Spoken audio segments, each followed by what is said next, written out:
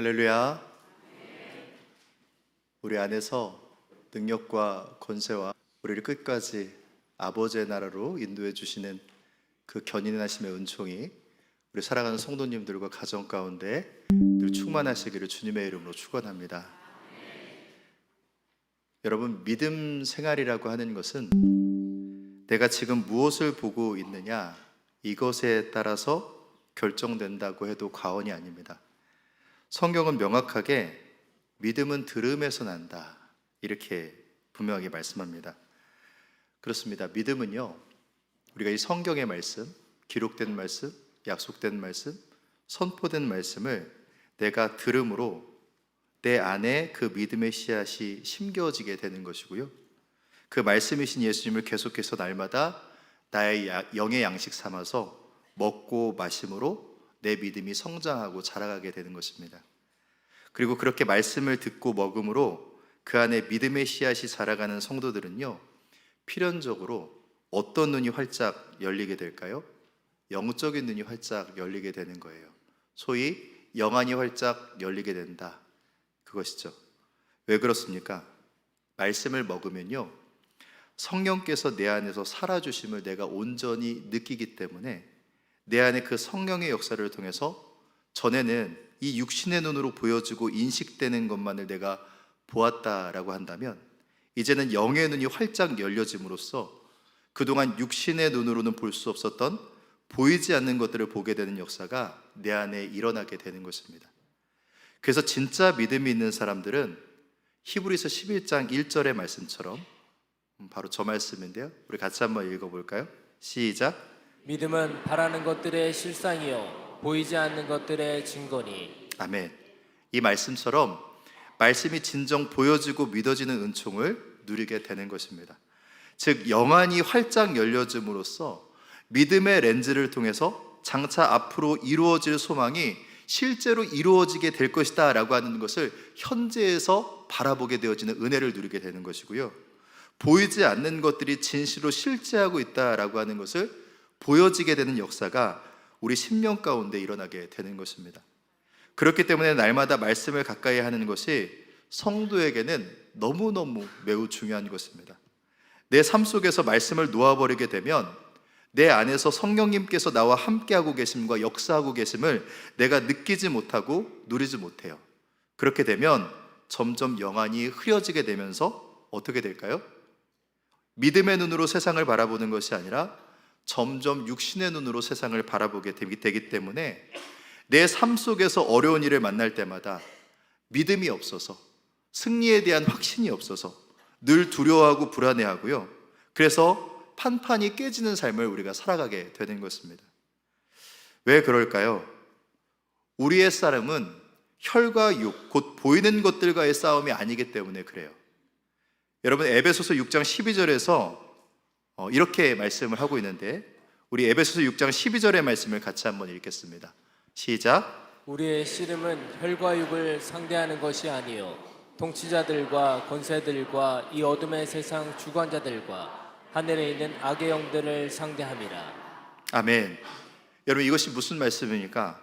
우리의 씨름, 곧 우리가 이전 투구하고 있는 우리의 모든 삶의 문제들이 표면적으로는 육신의 문제인 것처럼 보이지만 그것이 아니라 그 육신의 문제까지 영향을 미치고 있는 영의 문제들이다라는 사실을 우리에게 이 말씀은 분명하게 말씀해 주고 있는 것입니다. 그렇기 때문에 성도로서 육의 문제에만 우리의 시선을 고정시키고 거기에만 집중하고 살아간다면 어떻게 될까요? 영의 문제인데 육의 문제로 잘못 진단하고 있기 때문에 전혀 해결될 수가 없는 거예요. 여러분, 그렇잖아요. 머리가 아픈데 이 배에만 잔뜩 약을 발라주고 있어요. 그러면 여러분, 백날 발라봐야 낫겠습니까? 나을 리가 없는 거죠. 그래서 제대로 진단하지 못하고 여전히 육의 문제에 매여 있는 오늘날의 성도들이 참으로 안타까운 거예요. 여러분, 그렇다면 우리가 대적해야 할 이 영의 세력은 정확하게 무엇일까요? 우리가 방금 에베소서 6장 12절을 봤는데 그 바로 윗구절인 6장 11절을 보면요, 우리가 대적해야 할 그 영의 세력이 무엇인지에 대해서 우리에게 명확하게 말씀을 해주고 있어요.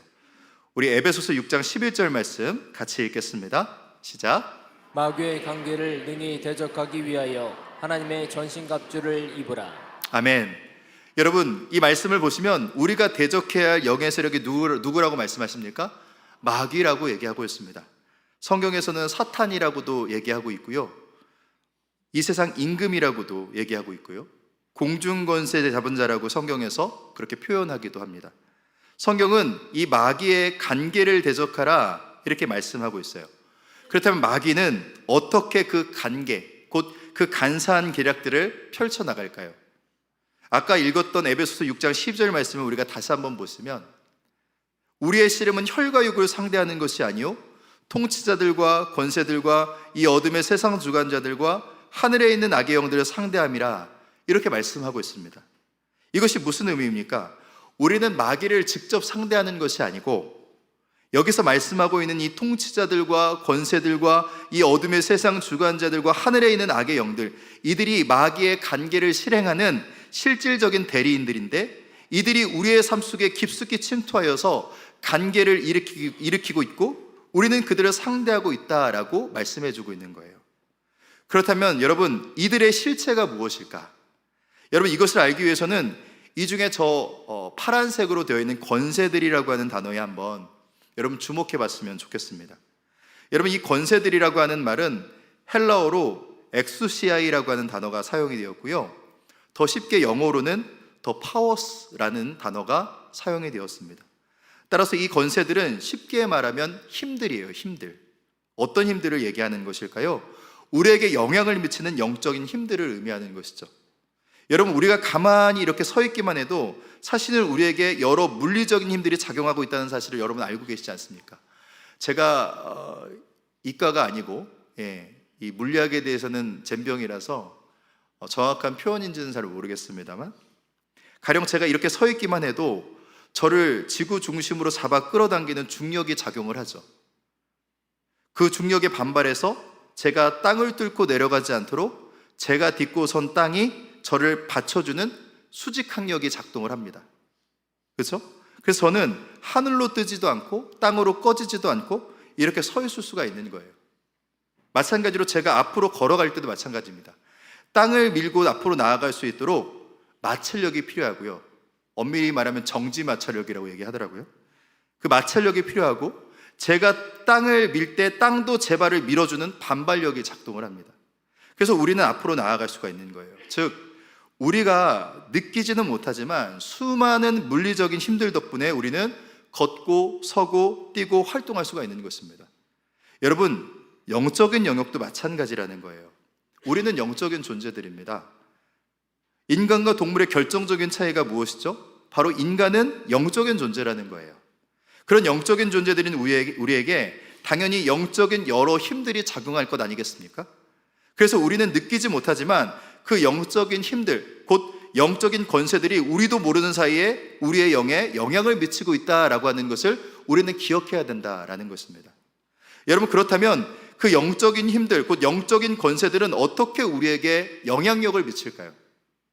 여러분, 제가 좋아하는 여성 신학자가 있습니다. 마르바 던이라고 하는 여성 신학자가 있는데요, 이 사람이 세상 권세와 하나님의 교회라고 하는 책을 썼습니다. 이 책을 통해서 마르바던은 영적인 권세들이 우리의 삶 속에서 어떤 옷을 입고 나타나는지에 대해서 매우 탁월하게 짚어내줬어요. 즉, 마르바던은 어떤 이야기를 하고 있냐면, 이 영적인 권세들이 단순히 허공을 떠다니는 귀신의 형태로만 영향력을 행사하는 것이 아니다. 우리 인간이 살아가고 있는 여러 가지 사회제도, 이데올로기, 문화적 흐름, 경제 시스템, 정치 구조 등을 통해서 역사하고 있다라고 얘기를 하고 있습니다. 그 주장의 근거가 바로 에베소서 2장 2절의 말씀이에요. 우리 에베소서 2장 2절의 말씀을 같이 한번 읽어보겠습니다. 시작. 그때 너희는 그 가운데서 행하여 이 세상 풍조를 따르고 공중의 권세 잡은 자를 따랐으니 곧 지금 불순종의 아들들 가운데서 역사하는 영이라. 여러분, 이 말씀에서 보면 이 세상 풍조, 곧 이 세상의 흐름을 따르는 것과 공중의 권세 잡은 자를 따르는 것을 동일시하고 있습니다. 즉, 이 세상의 여러 가지 권세들을 따르는 것을 공중 권세 잡은 자, 곧 마귀를 따르는 것이다 라고 규정을 하고 있고요, 이 세상에 여러 가지 타락된 권세들이 어디로부터 비롯된 것이다? 마귀에게서부터 비롯된 것이다 라고 하는 것을 분명하게 말씀해 주고 있습니다. 여러분, 그렇다면 이 마귀로부터 비롯된 세상의 권세들이 오늘날 우리의 삶 속에서 구체적으로 어떻게 우리에게 영향력을 행사하고 있을까요? 몇 가지만 살펴봤으면 좋겠는데요. 여러분, 대표적으로 경제적 권세가 있을 것입니다. 우리가 알다시피 돈이라고 하는 것은 가치 중립적이죠. 오늘날의 사회 구조상 돈이라고 하는 가치는 꼭 필요합니다. 없으면 당장 생활이 불편하니까요. 안 되니까요. 문제는 무엇입니까? 그 돈이라고 하는 가치를 내 삶의 최우선순위로 두고 있는 것이 문제인 거예요. 여러분, 타락한 경제적 권세는 우리로 하여금 돈을 우상화하도록 요구합니다. 돈을 우상화한다라고 하는 것은 다른 것이 아니라 하나님 없이도 돈만 있으면 살 수 있어. 그래서 돈이 내 삶의 최우선순위야. 이렇게 생각하고 실제로 그렇게 사는 것이죠. 그것을 타락한 경제적 권세는 우리에게 계속해서 요구하고 있는 것입니다. 그래서 사람들로 하여금 자산을 불리는 것에 천착하게 만들고 남들처럼 투자하지 않으면 나만 뒤처질 것 같은 마음을 계속해서 내 마음 가운데 심어주는 거예요. 그래서 주님을 만나는 시간보다 경제활동을 하는 시간에 더욱 몰두하게 만들므로써 그 시간이 자신의 인생의 가장 중요한 시간이라고 착각하게 만듭니다. 결국 우리로 하여금 남들보다 도태될 것이라고 하는 깊은 두려움 가운데 사로잡히게 만들고요, 남을 밟고서라도 더 나은 경제적 권세를 누리는 것을 지향하도록 종용하고 있는 것입니다. 다음으로 정치적 권세도 여러분 있을 거예요. 여러분, 정치라고 하는 것도 분명히 우리의 삶에 필요한 영역입니다. 나라든지 간에, 회사이든지 간에, 교회든 가정이든지 간에 올바르게 다스리기 위한 의사결정 과정은 어디에나 필요한 것 아니겠습니까? 그런데 마귀로부터 기인한 이 타락한 정치적 권세는 우리 사회를 자꾸만 어디로 내몰고 있습니까? 맨 위에 권력을 잡기 위해서 끊임없이 반목하고 질시하게 만들고, 그 권력을 쟁취하기 위해서 끊임없이 상대를 깎아내리고 짓밟고 만신창이가 되게 해서 쫓아내고, 그래서 궁극적으로는 경쟁에서 이겨야 가치 있는 사람이다 라고 선언함으로써 그것을 쫓게 만드는 것이 바로 타락한 정치적 권세가 추구하고 있는 것이고 우리에게 부추기고 있는 것이다 라는 거예요. 여러분, 또한 미디어 혹은 여론의 권세도 있을 것입니다. 여러분, 저는 오늘날 마귀가 가장 공들여서 간계를 펼치고 있는 권세가 바로 이 미디어의 권세라고 생각을 합니다. 오늘날은 과거와 다르게 몇몇 레거시 미디어, 예를 들어서 MBC나 KBS나 SBS 또는 조선일보나 중앙일보나 한겨레 신문, 이런 어떤 레거시 미디어에 의해서 정부가 취득되고 여론이 형성되어지는 시대가 지금은 결코 아닙니다. 오히려 이 세상에 존재하는 사람들의 수만큼 개인 SNS를 통해서 활발히 정보가 공유가 되고요, 자신의 생각을 표출하는 1인 미디어 시대가 된 지 이미 오래되었습니다. 이런 1인 미디어 시대의 장점은 수많은 정보를 빠르게 취합하고 유통할 수 있다고 하는 장점이 있겠죠. 또한 각 사람들의 알 권리를 사각지대 없이 빠르게 보여줄 수 있다고 하는 것이 장점이 될 것입니다. 하지만 이 1인 미디어 시대가 도래하면서 저는 우리가 영적으로는 매우 심각한 문제에 봉착해 있다고 생각해요. 이 1인 미디어라고 하는 건 쉽게 말해 유튜브, 페이스북 이런 것들을 얘기합니다. 여러분, 왜냐하면 오늘날 이 시대의 이데올로기를 우리가 포스트 모더니즘이라 이렇게 얘기를 하지 않습니까? 이 포스트 모더니즘의 특징이 무엇이냐면 다른 것은 다 차치하고서라도 단순하게 집약하면 우리 모두가 다 신이라고 하는 거예요. 즉, 자기 자신이 생각하는 것이 곧 진리예요. 그러니까 이 세상에 존재하는 사람들의 수만큼 진리가 존재하는 거예요. 그래서 너도 진리고 나도 진리고 모두가 진리라는 겁니다. 그래서 역설적으로 이 시대를 무엇이라고 얘기합니까? 진리 실종의 시대다 이렇게 얘기하지 않습니까?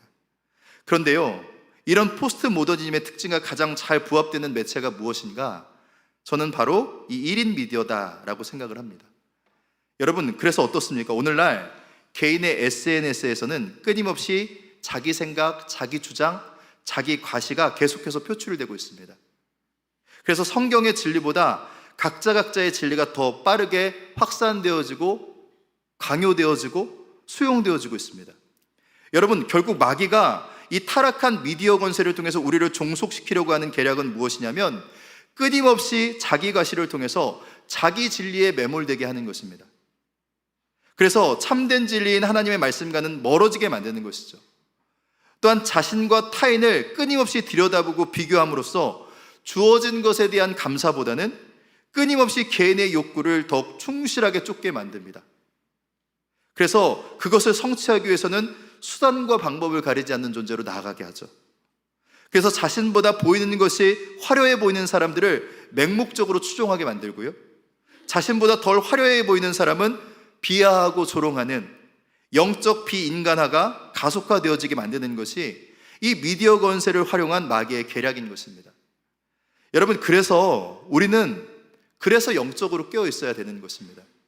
우리의 영안이 흐려져서 이러한 마귀의 관계, 즉 이 세상의 풍조, 이 세상의 흐름, 이 세상의 타락한 권세가 마치 가랑비에 옷 젖듯이 우리를 올가매고 있고 복속시키고 있다라고 하는 이 사실에 대해서 전혀 깨닫지도 못하고 관심도 없다라고 한다면 우리는 이 거대한 영적 전투에서 판판이 깨질 수밖에 없고요, 우리만 지는 것이 아니라 여러분들의 자녀들, 여러분들의 후손들은 이 타락한 세상 권세에 더 깊은 영적 노예로 살아갈 수밖에 없다라는 거예요. 여러분, 결국 이러한 타락한 세상 권세를 통하여서 마귀가 우리에게 요구하고 있는 것은 무엇입니까? 남들보다 더 소유하여라. 부유하고 여유 있는 삶이 곧 안전한 삶이다. 남들보다 더 위에 서기 위해서 힘써라. 이왕이면 굴림받는 것보다 굴림하는 것이 낫다. 그러기 위해서는 남을 짓밟고 일어서라. 경쟁에서 이기는 자만이 승리의 과실을 먹는다. 끊임없이 자기 생각과 마음을 진리라고 주장해라. 그 자기 진리에 반하는 것은 성경이라도 믿지 말라. 끊임없이 자기를 과시하고 오직 보이는 화려한 것에만 관심을 가져라. 이렇게 요구하고 있는 거예요. 여러분, 결국 마귀가 우리에게 이 타락한 세상 권세를 통해서 주장하고 있는 것은 자기 강함입니다. 자기 강함. 즉, 이 타락한 세상 권세가 추구하고 있는 것을 그대로 받아들이고 수용하여서 그 세상 풍조에 맞게 물질적인 부를 추구하고 권력과 굴림을 추구하고 자기 진리를 추구하도록 만들려는 거예요. 여러분, 그렇게 되면 어떻게 됩니까? 이러한 모든 권세들이 실질적인 우리들의 우상이 되어서 우리가 진리의 말씀과는 멀어지게 되는 것이고요, 하나님과는 더 멀어지게 되는 것이고요, 승리의 삶과는 더욱더 멀어지게 되는 것입니다. 여러분, 그렇다면 우리는 이러한 타락한 세상 권세들에 맞서서 그 권세들로부터 어떻게 승리하고 자유를 누릴 수가 있을까요? 여러분, 이것은 예수님께서 이 권세들을 어떻게 상대하고 이기셨는지를 살펴볼 때 우리가 어떻게 이 권세들에 대해서 승리와 자유를 누릴 수 있는지 우리가 깨달을 수가 있습니다. 여러분, 아시다시피 예수님께서 십자가에 못 박히시기 전 예수님의 공생의 마지막 일주일을 여러분들이 한번 상기해 보셨으면 좋겠습니다. 예수님을 십자가에 못 박도록 하기 위해서 당시의 모든 세상 권세들이 총동원되고 있는 장면을 여러분들이 떠올릴 수 있을 거예요. 먼저 어떤 권세가 작동합니까? 돈깨를 맞고 거기 넣는 것을 훔쳐가는 도둑이라고 성경에서 분명하게 표현하고 있는 예수님의 제자 가룟 유다가 은 30의 스승이신 예수님을 팔아넘기는 경제적 권세가 작동합니다. 그리고 이어서 대제사장들과 바리새인들을 위시한 종교적 권세가 예수님을 율법을 따르지 않는 이단으로 내몰아서 로마의 법정에 고발하죠. 그러자 로마의 총독 빌라도를 중심으로 한 세계를 제패한 로마 제국의 무력과 그것을 지지하는 분봉왕 헤롯의 정치적 권세가 예수님의 십자가형을 선고하고 그것을 실행합니다. 그리고 그 과정을 예수님에 대해서 거짓 소문을 퍼뜨리고 사람들을 선동하여서 저 예수를 십자가에 못 박으라 라고 간결인 함성을 지르게 만든 여론의 권세가 지지하고 뒷받침하는 거예요. 여러분, 이와 같이 온갖 타락한 세상 권세들이 예수님을 이렇게 십자가로 내몬 것입니다. 그런데 여러분, 예수님이 이러한 권세들의 공격에 어떻게 하셨습니까? 더 강한 힘으로 대응하셨나요? 너희들이 나를 핍박했으니까 내가 하늘 권세를 가지고 너희들에게 응징하겠다, 이렇게 말씀하셨습니까? 아닙니다. 오히려 마태복음 26장 53절의 말씀을 통해서 이렇게 말씀하셨어요. 우리 마태복음 26장 53절의 말씀을 같이 읽겠습니다. 시작. 너는 내가 내 아버지께 구하여 지금 12군단 도되는 천사를 보내시게 할 수 없는 줄로 아느냐. 아멘. 여러분, 그렇습니다. 예수님은 하늘과 땅의 모든 권세를 가지신 분이세요. 실질적인 권세의 주인이 바로 예수님이십니다. 따라서 그분께서 당신의 권능을 통해서 이 폐역하고 타락한 권세들을 다 쓸어버릴 수도 있지 않으셨겠습니까? 그런데 예수님은 그 방법을 취하지 않으셨다라는 거예요. 왜 그렇습니까? 여러분, 이어지는 마태복음 26장 54절에서 그 이유를 말씀해 주고 있는데요. 우리 마태복음 26장 54절 말씀 같이 읽겠습니다. 시작. 내가 만일 그렇게 하면 이런 일이 있으리라 한 성경이 어떻게 이루어지겠느냐 하시더라. 아멘. 여러분, 무슨 말씀이에요? 예수님께서 자신의 권능으로 다 쓸어버리실 수 있지만 그렇게 하지 않으시는 이유는 성경의 말씀을 이루기 위함이다, 이렇게 말씀하세요. 여러분, 성경의 말씀을 이룬다라고 하는 것은 하나님의 뜻을 이루어드린다라는 것이거든요. 여러분, 하나님의 뜻이 무엇인데요? 예수님의 십자가를 통해서 하나님의 공의를 드러내는 것이 하나님의 뜻이세요. 여러분, 어떤 힘이나 폭력은 사람을 쉽게 굴복시킬 수 있어요. 하지만 어떻습니까? 그 힘이나 폭력은 결국 그 사람의 죄의 문제를 해결할 수가 없습니다. 쉽게 말해서 이 세상 모든 사람들을 다 예배당에 앉혀놓을 수는 있어요. 하지만 그 강제성만으로는 그 사람의 죄의 문제까지는 해결할 수가 없다는 거예요. 그렇다면 죄의 문제를 어떻게 해결할 수 있습니까? 히브리서 9장 22절의 말씀에 보면요, 피 흘림이 없은즉 사함이 없느니라, 이렇게 말씀하세요. 여러분, 그렇습니다. 하나님의 공의는요, 죄의 문제를 해결하기 위해서는 당사자가 그 죄값을 치러야 한다, 분명하게 말씀하세요. 그런데 죄인인 우리가 그 죄의 값을 다 치러낼 수 있습니까? 모든 인류가 죄인인데, 그렇다면 모든 인류가 다 죽어야 돼요. 다 멸망되어야 되는 거예요. 그렇기 때문에 하나님은 우리의 멸망을 기뻐하지 않으시기 때문에, 우리를 너무나도 사랑하시기 때문에 우리를 살리기 위해서 우리의 모든 죄를 그의 사랑하시는 아들 독생자 예수님께 다 짊어지게 하시고요, 십자가에서 대속의 죽음을 맞이하게 하신 거예요. 이것이 하나님의 공의이고 하나님의 뜻입니다. 이것을 성취하기 위해서 예수님은 누구보다도 강하셨지만, 누구보다도 힘이 있으셨지만 그 강함으로 맞대어 대응하지 아니하시고 오히려 아버지의 말씀을 철저하게 따르는 순종의 걸음을 통해서 가장 철저한 약함의 자리에서 하나님의 뜻을 이루어드리고 우리의 죄의 문제를 해결해 주신 것입니다. 그리고 이러한 약함의 방식은요, 이 세상의 강함을 추구하는 마귀의 계략을 철저하게 부수시는 예수님의 방식이기도 해요. 여러분, 아까도 말씀드렸다시피 마귀에게서 비롯된 이 세상의 타락한 권세는 우리에게 계속해서 남들보다 더 가져라, 더 위에 군림해라, 너 자신을 하나님 삼아라, 이렇게 계속해서 세상의 강함을 추구하도록 종용합니다. 만약 그렇지 않으면 너 도태될 거야, 너 끝장날 거야, 너 안전하지 않을 거야, 너 죽게 될 거야, 이렇게 두려움의 마음을 계속해서 내 심령 가운데 심어주는 거예요. 그런데 예수님은 이러한 타락한 세상 권세에 맞서서, 마귀의 이러한 간교한 계략에 맞서서 어떻게 하십니까? 오히려 죽음 속으로 들어가세요. 그 십자가의 길로 친히 걸어 들어가시는 거예요. 왜 그러실까요? 여러분, 우리 히브리서 2장 14장 15절의 말씀을 같이 한번 읽어보겠습니다.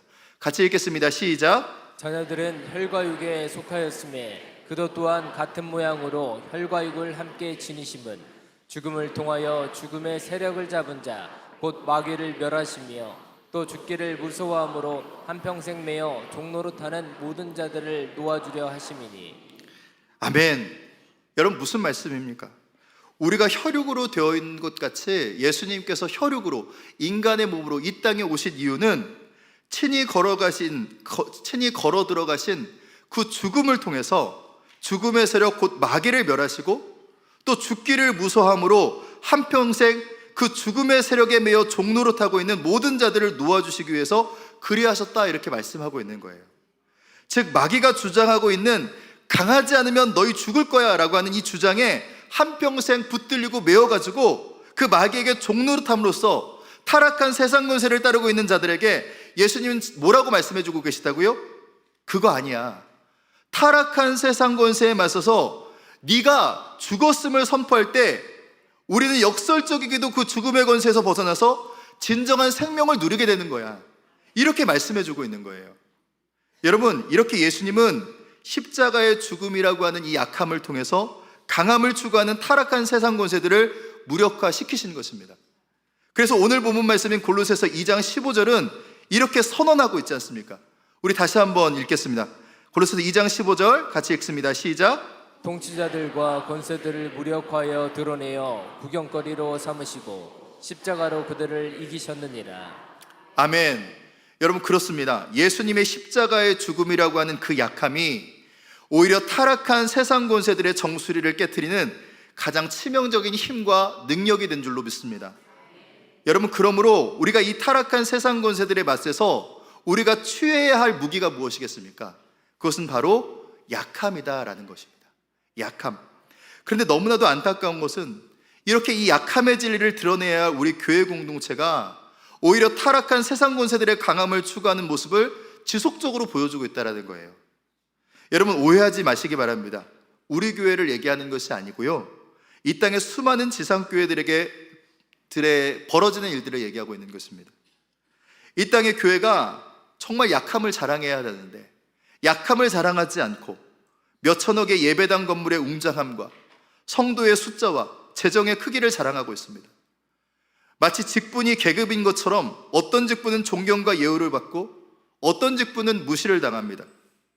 세상에서 번듯한 직장과 지위와 학벌이 있는 사람들이 오면 은연중에 잘 대해주고, 혹여라도 그 사람들이 우리 교회를 마음에 들지 않아서 떠나게 되면 어떻게 할까, 그렇게 전전긍긍하면서도 세상적으로 가진 것 없고 상처받은 영혼들이 오면 은연중에 무시하고 소홀히 하고 떠나든 말든 상관하지 않습니다. 마치 세상의 사회적 지위와 역할이 그대로 교회 안에서도 작동하고 있는 것처럼 보여요. 그러나 여러분, 분명한 것은요, 우리 모두는 동일한 아버지 하나님의 사랑 안에서 하나님의 형상으로 지음받고 동일한 하나님의 자녀되고 상속자 된 존재들인 줄로 믿습니다. 아버지 하나님의 사랑 안에서는 마치 10손가락 깨물어 아프지 않은 자녀가 없는 것처럼 우리의 모습, 우리의 상황, 우리의 환경과 전혀 상관없이 우리는 모두 아버지 하나님께서 기쁨을 이기지 못하시는 사랑하는 자녀들인 거예요. 여기에는 그 어떠한 차별과 그 어떠한 편견의 요소가 들어갈 수가 없는 겁니다. 여러분, 또한 우리의 간증도 어떻습니까?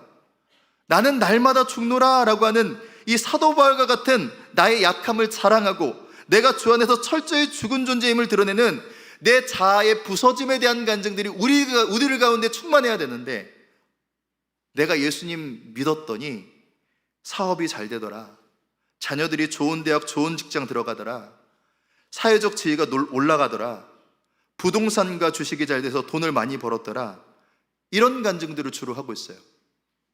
여러분, 이렇게 하나님께서 은혜를 부어주셨다는 것을 잘못되었다고 말씀드리는 것이 아니에요. 얼마든지 가능하죠. 그 은혜는 은혜대로 받은 대로 감사하고 그 은혜를 나누면 되는 것입니다. 문제는 이러한 간증이 나의 약함에서 시작되는 것이 아니고 나의 강함에서 시작되고 있다는 게 문제예요. 내가 예수님 잘 믿었더니 내가가 주인인 거예요. 내가가 주어인 거예요. 즉, 이런 간증은 나의 강함으로 타락한 세상 권세들이 추구하고 있는 세상의 강함을 드러내는 간증이기 때문에 하나님께서 전혀 기뻐하지 않으시는 간증입니다.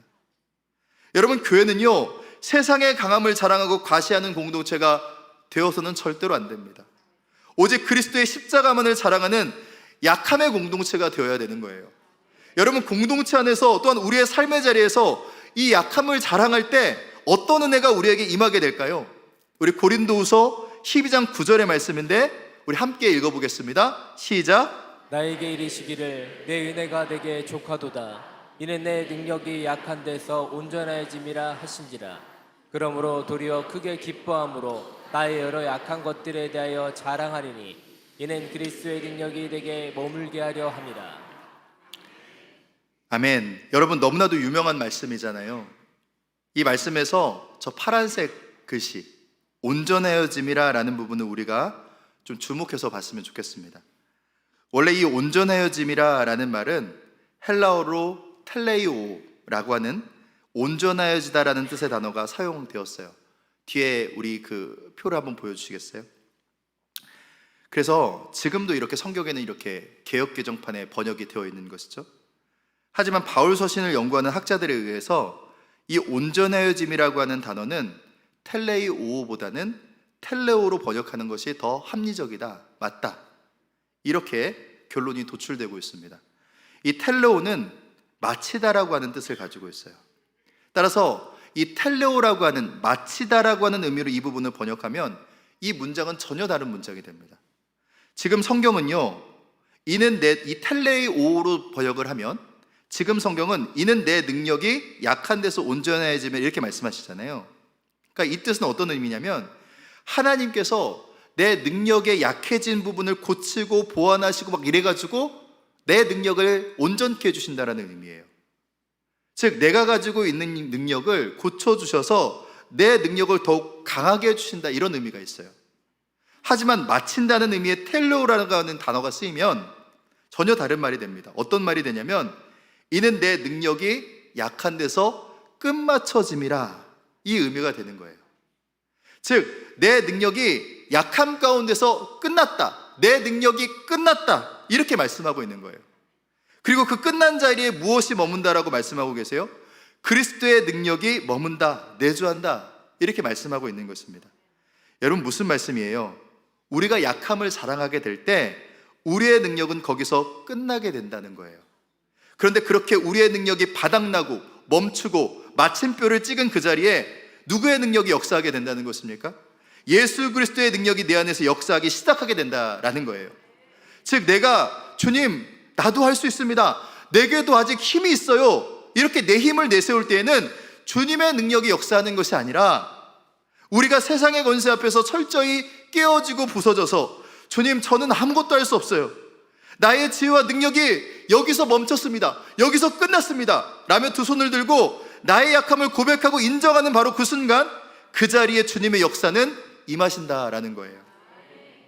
우리의 약함으로 인해 내 능력이 죽음을 맞이한 그 빈 공간에 하늘과 땅의 모든 권세를 가지신 예수님의 능력이 가득 채워져서 비로소 하나님의 거룩한 뜻을 내 능력이 아니라 주님의 능력으로 온전히 이루어가게 하신다라는 것이죠.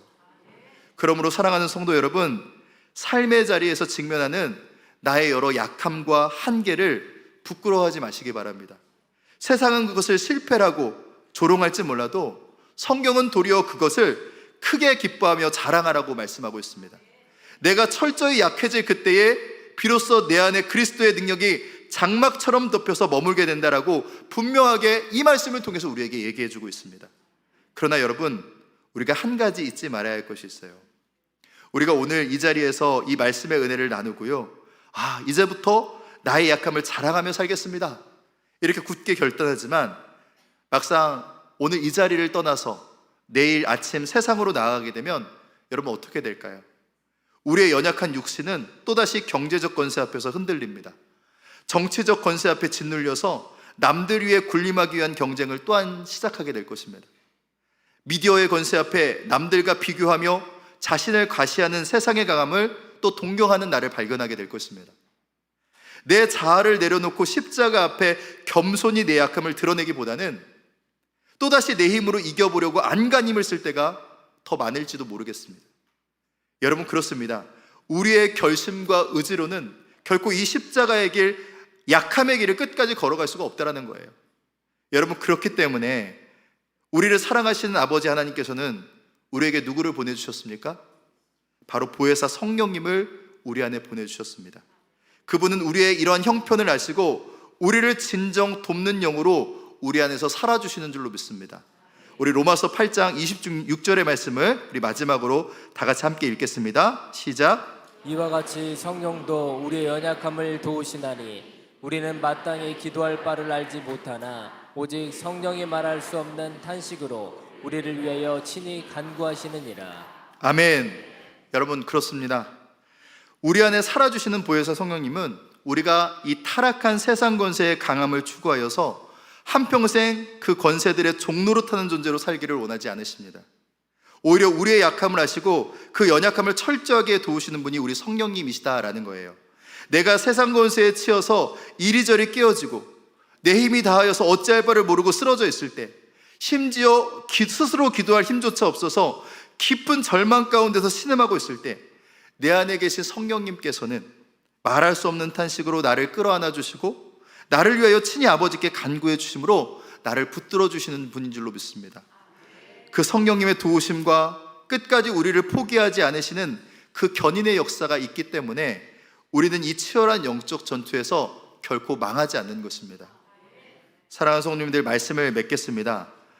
마귀로부터 비롯된 세상의 타락한 권세는 끊임없이 우리에게 더 많이 소유하라고, 더 많이 남을 밟고 올라서라고, 더 많이 자신을 과시하고 자기 진리를 내세우라고, 그래서 더 강함을 추구하라고 우리에게 속삭이고 있습니다. 그러나 우리 주님은 가장 치명적인 약함인 십자가의 죽음으로 그 세상 권세들의 정수리를 무너뜨리셨습니다. 그리고 이 승리의 역사를 예수님과 연합된 우리들도 예수 믿음으로 누리게 하셨습니다. 그러므로 이제 우리의 삶에 찾아오는 모든 약함을 두려워하거나 원망하거나 무서워하지 마시기 바랍니다. 도리어 그 약함의 자리에서 나의 연약함을 도우시는 성령님을 온전히 의지하시는 저와 여러분들 되시기를 주님의 이름으로 축원합니다. 진정 나의 능력의 끝이 주님의 능력의 시작이 되고 나의 약함이 주님의 강함을 누리는 비결이라고 하는 이 절대적인 진리를 진실하게 믿고 날마다 십자가의 능력이 내 삶에 머무는 그 놀라운 은혜를 온전히 경험하고 누리고 자랑하고 선포하는 우리 모든 성도님들과 가정, 그리고 우리 세교중앙교회 공동체 되기를 주님의 이름으로 간절히 축원합니다. 우리 같이 기도하겠습니다. 사랑과 은혜가 충만하신 아버지 하나님, 감사합니다. 오늘 함께 나눈 이 말씀이 우리 사랑하는 성도님들에게 생명양식 되게 하여 주옵소서. 예수님의 이름으로 기도하옵나이다. 아멘.